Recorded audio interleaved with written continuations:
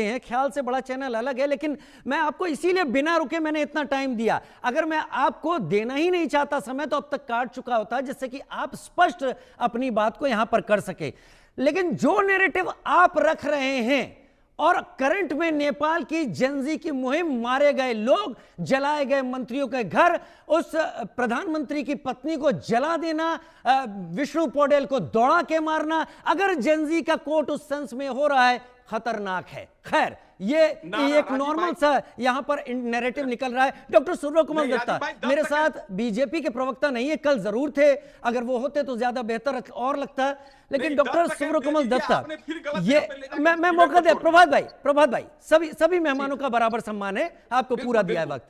Doctor Surya Kumar Dutta देश की सबसे पुरानी पार्टी है, लगातार ये सबसे पुरानी पार्टी 15 सालों से बड़े चुनावों में दूसरे नंबर पर रही है।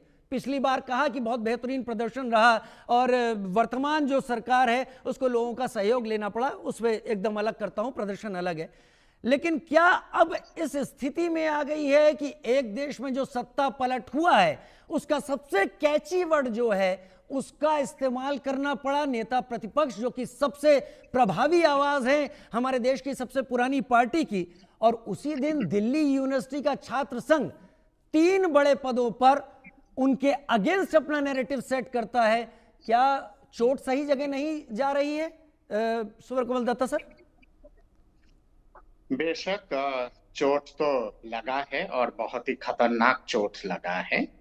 अब इसको नजरअंदाज कर देना और इग्नोर करना ये कांग्रेस की एक आग बंद करने वाली नीति है, और कांग्रेस लगातार 2014 से यही आंख बंद करने वाली नीति लेके चल रही है, जिसको मैं अक्सर कहता हूं गंधारी या फिर धृतराष्ट्र वाली नीति।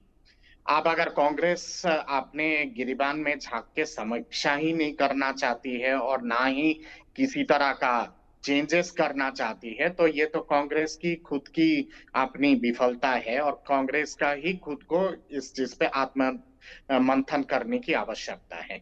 दिल्ली यूनिवर्सिटी के छात्र संघ में ही केवल विजय नहीं हुई है विद्यार्थी परिषद के, तमाम जितने सारे कॉलेजेस हैं, ज्यादातर कॉलेजेस के जो छात्र आपके जो छात्र अध्यक्ष हैं, वहां पे भी विद्यार्थी परिषद की अच्छी खासी जीत हुई है। तो श्रीमान राहुल जी को तो ये सारी चीजों को ध्यान रखना चाहिए और समीक्षा करना चाहिए इनसे सब चीजों को लेके। बांग्लादेश में जब हाहाकार मचा था और नेपाल में जब हाहाकार मचा था, तो कांग्रेस के बहुत सारे दिग्गज नेता और बहुत सारे दिग्गज लोग लगातार ये बात कह रहे थे कि भारत में भी इस चीज का असर पड़ने वाला है और भारत में भी ऐसा ही चीज दिखाई देगा, और जल्दी ही बांग्लादेश भारत में भी दोहराया जाएगा, नेपाल भी बहुत जल्दी भारत में दोहराया जाएगा। पर दुर्भाग्यपूर्ण कहना पड़ता है कि ये चीज ना कभी सफल हो पाया है भारत में और ना कभी सफल हो सकता है। जहाँ जेनजी की जहां बात आती है, युवा पीढ़ी की जहां बात आती है, युवा पीढ़ी बेशक एक बहुत महत्वपूर्ण योगदान अदा करती है। 2014 के इलेक्शन में भी युवाओं ने जम के भाग लिया था और यूपीए सरकार को ध्वस्त करके बाहर कर दिया था। उस दौरान आपको याद होगा रैसीना हिल्स पे या फिर दूसरे जगहों पे जिस तरह के लगातार प्रदर्शन हो रहा था निर्भय वाला कांड लेके या फिर दूसरे चीजों को लेके, वो जीता जागता उदाहरण है कि युवाओं ने किस तरह से सत्ता परिवर्तन किया था।